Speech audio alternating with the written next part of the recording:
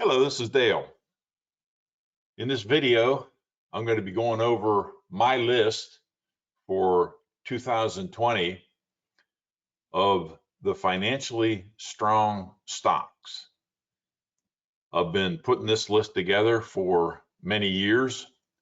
These stocks outperform the market, and I want to go through how I pick them and how you can trade them successfully. Again, my name is Dale Brethauer. I've been a trader for 35 plus years, hedge fund manager, been a guest speaker at a number of platforms, Money Block, Trade Monster, Investors Inspiration, Metastock, The Money Show, Value Charts, and Micro Quant. I've written 3 financial books, and I am the founder of what I believe is the best stock and option educational website available today. That is www.optionsinfinity.com.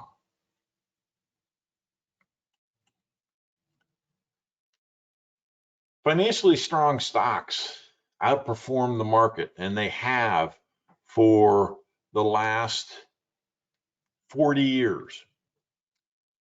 I'm going to be going over how I pick the financially strong stocks, and what I use is the cash from operations, which can be found. It's one of the financial statements. It can be it's not the income statement. It goes beyond the income statement to show how much cash the corporation actually made during the year. And what I do is I look at the best market sectors, and then I look at the best stocks within those market sectors to come up with my list of financially strong stocks. I'm going to be going over my 2020 list. There are 20 of them. And then the last portion of the video, I'm going to be going over some of the best ways to trade and a couple examples. This is a chart from bigcharts.com, and what I'm showing here is this black line. The black line is the S&P, the SPX, which is the Standard & Poor's 500, which is the market. This is what I use to follow the market, and it has been up quite a bit over the last 10 years. But compare that to some financially strong stocks.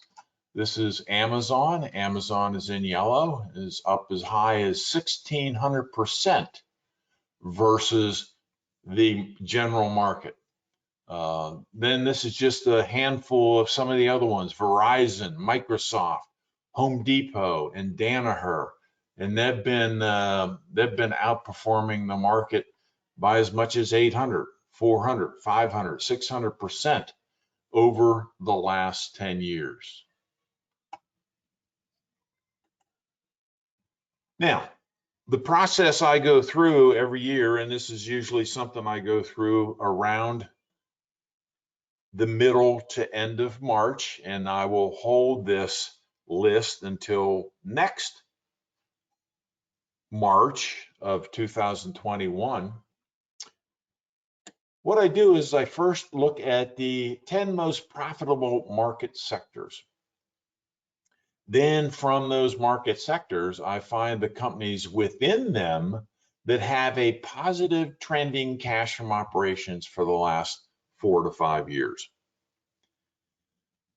The corporations that have excellent cash from operations will outperform their competitors because they have more money to expand or do more research or bring in more employees or become more efficient. So they become, it's kind of a snowball that keeps rolling down the hill. The more money they make, the more they can invest in themselves, the more money they continue to make, and so on and so forth. Those are the kind of companies that I want to have on this list. And this list is usually about 20 to 25 stocks.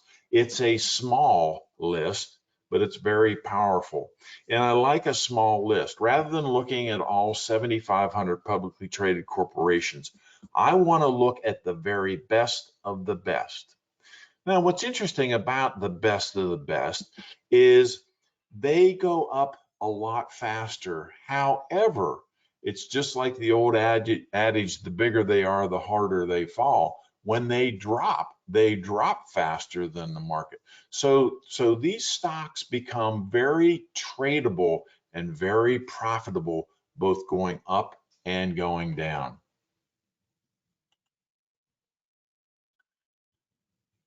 These are the profitable market sectors. And what I do is I look at all these sectors and go over and look at their ETFs. This happens to be the ETF for financial services. And you can see that this is the performance of this ETF over the last year, which has been fantastic until the whole market took a tumble here with the coronavirus scare. But before that, this sector was one of the most profitable sectors. So that gives me my first basket really of looking at the profitable sector. Now what I want to do is look at the stocks within that sector. And we have Berkshire Hathaway, we have Bank of America, we have JP Morgan, Wells Fargo, to just name a few. Verizon was the very best of the best. Not Verizon, Visa. Sorry, Verizon's VZ. Visa is V. Visa had the best cash from operations over the last 5 years. That's the stock that I want to have in my market basket. Now let's just talk about cash from operations. In the old adage, cash is king, and it is indeed true. If you look at an income statement, and when you have earnings season, they're only looking at net income. Net income is only half of the story. Businessmen know that they don't run a business on net income. They run a business on their cash from operations. And that's what I want to look at to come up with my list. On the net income statement, the corporations start out with revenue. You take off expenses and depreciation. That gives you pre-tax income. You pay your taxes, and it gives you your net income. Now, to the net income, you add back in the depreciation because you just took it off for a tax break. And then you add and subtract any changes in working capital, any cash flow from others, and that gives you cash from operations. Cash is king. This is how much the corporation made. And it's usually about 50 to 60% higher than the net income. This is the number you want to focus on. Now here's an example of Caterpillar. Caterpillar is one of our financially strong stocks. And you take a look going back to the year that ended in 2016, Caterpillar had made $5.6 billion. The following year, they made 5.7. Not a big increase, but a slight increase. The following year, they continued to increase, 6.6 billion, then 6.9 billion. This is the kind of trend that I'm looking for, and Caterpillar was the one I picked in their market sector. This is the list, the 2020 list of financially strong stocks. There are 20. What I would suggest is you pause the video at this point, and if you have a PC, you can just use the snippet tool and cut this out, or you can save the screen and you can have this list, or if you don't have either one of those, you can just write this down by hand. But these are the stocks that will outperform the general market in 2020. Here's just an example looking back over the last 9 months for Caterpillar. And you'll notice what I'm looking at here is this is the regression channel. This is one of my foundations, a foundation tool that I use to decide when a stock is overbought or oversold. The regression line, which is shown here as a dotted line, is first of all calculated by taking 50% of the price above the line and 50% of the price below the line. So this becomes an extremely good trend line. Then what we do is we take plus or minus 1 standard deviation and plus or minus 2 standard deviations. To learn more about this, what I would suggest you do is to go ahead and view my 3 principal trading method. And I'm going to show you the thumbnail at the end of this video. And there's a lot more information about this. But basically, you can see when a stock is overbought and when one is oversold. For Caterpillar, that meant that there was basically, this was an overbought situation. This became, and then you want to do a bearish strategy.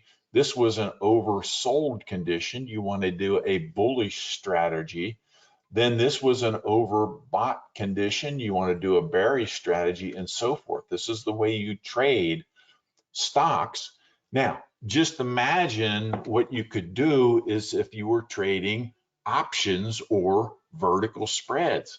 If you have a big, strong bull trend like this, you can capture a lot of profit as this works its way on up. The same is true with you can have bear calls or puts as it works its way down.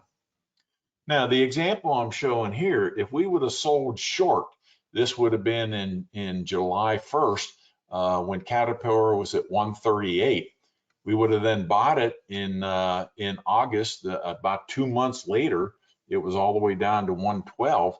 If we would have sold this short, we would have made 19% profit, which is not too shabby when you consider that last year the market as a whole was up about 15%. Here we had 19% in a matter of 2 months. Now, on August 28th, what we wanted to do was buy. And then when we came up here to the +1, you want to go ahead and sell. That would have been another 31% put into the bank. Now, at this point, you want to go ahead and sell short again. You say, well, okay, it came down, but then it came back up. Well, this is another shorting opportunity. Anytime it is overbought, you want to short.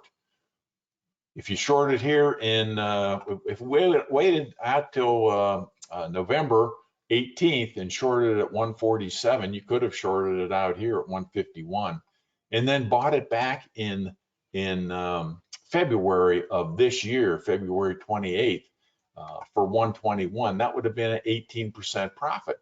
So you add these together, in just 9 months, we had 19, 31, and 18% profit, or 68% profit in those 9 months. So let's just take a look at another financially strong stock and see how we could have done there. And this one is Hershey. And you can see where Hershey was down here where it was oversold. You want a bearish strategy, a bullish strategy. Here it is overbought. You want a bearish strategy, oversold, bullish strategy, and so forth. Here, if I would have bought back here on June 27th at 133 and sold here in September 5th, and that's only about a little bit more than 2 months, we could have made 20%. Here again, if you sell short, you could have made 13% on this move, and then another 14% on this move. And you don't necessarily have to sell short. You could just buy, and when you get up around here, you just get out and let it come back, and then you get back in when it becomes oversold. See, the stocks in the stock market don't just go straight up. They go up and down just like a sawtooth. But the beauty of the financially strong stocks is you get huge moves up and huge moves down versus the general market.